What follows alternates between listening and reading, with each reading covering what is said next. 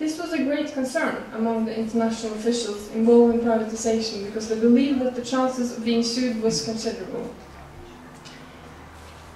And international officials' great concern for liability when privatizing was manifested in the legal and operational framework for privatization in Kosovo. And this is very much what the report describes, how this framework was established and how these concerns were manifested in this framework. I won't go into too much details about that now. I will be happy to answer questions later, and you can also read about it if you're interested.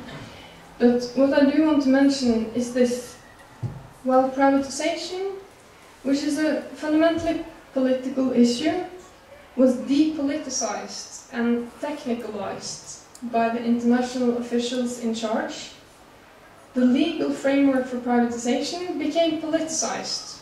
And with this I mean that the whole purpose of the laws for privatization in Kosovo was to carry out privatization in line with this state-building template, despite all the great problems that were associated with the process, without exposing the international officials to risk.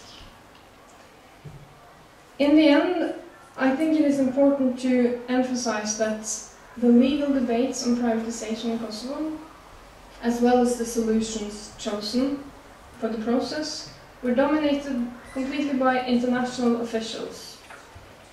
While local views and interests were not considered very important, they had some mechanisms for asking local individuals and institutions for advice, but they never had any real say.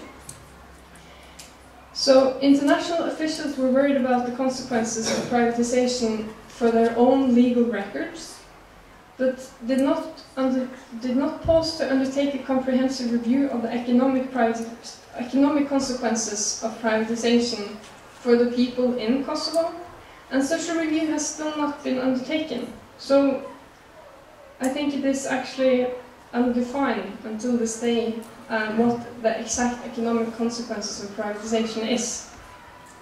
But what is sure, however, is that almost a decade of internationally led privatization as a huge state-building project's main approach to Kosovo's economy, after this decade, around half of the population still is unemployed, half of the population lives in poverty, the health system, education system, infrastructure, social services, very, very weak. So I think that there are at least some quite strong indications that even according to Pillar 4's own criteria of economic reconstruction and development, privatization does not seem to have worked. International officials were never very interested in discussing the fundamental question of why or whether to privatize in Kosovo at all. But I think Kosovo has many good reasons to ask today why the choice was made in the first place and how it has really affected Kosovo's socio-economic situation and why it is continuing. Thank you.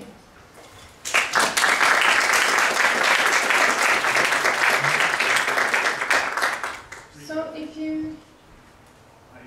Yeah? You moderate that? I don't think well, you do. I think it's fine, really. I asked if Leva can, perhaps if someone has questions, Leva can... So if you have any questions or comments, thoughts about this report, if you've read it or if you haven't read it, about what I talked about now, about privatization, I'll be happy to answer. So, yes, Chris. Can I ask you, can I ask you to look back to 1999 and ask what were the alternatives to privatization from that perspective at a time when, as you said, most of Kosovo's economy was in ruins and there was a desperate need for new investment. And also from the perspective of the choice that was made at that time, consciously or unconsciously, of moving Kosovo towards European integration. Because it seems to me that one of the unspoken arguments for privatization is that within a large trading bloc, such as the European Union, it is in effect impossible to protect industries, to manage sectors for goals other than profit maximization in order to survive and compete within a large trading bloc. So I think there are arguments to be made for alternatives, but how would you make those arguments from the perspective of 1999, please? So, if there's any other questions, I can take a few at a time, or yeah, there, yes. Okay. Yes. How would you compare the privatization here in Kosovo with that in the rest of Eastern Europe and the former Soviet Union at the end of the Cold War? And secondly, do you think that neoliberal principles, as enunciated by Naomi Klein and others who are critics of this process, how much were those at play here in Kosovo?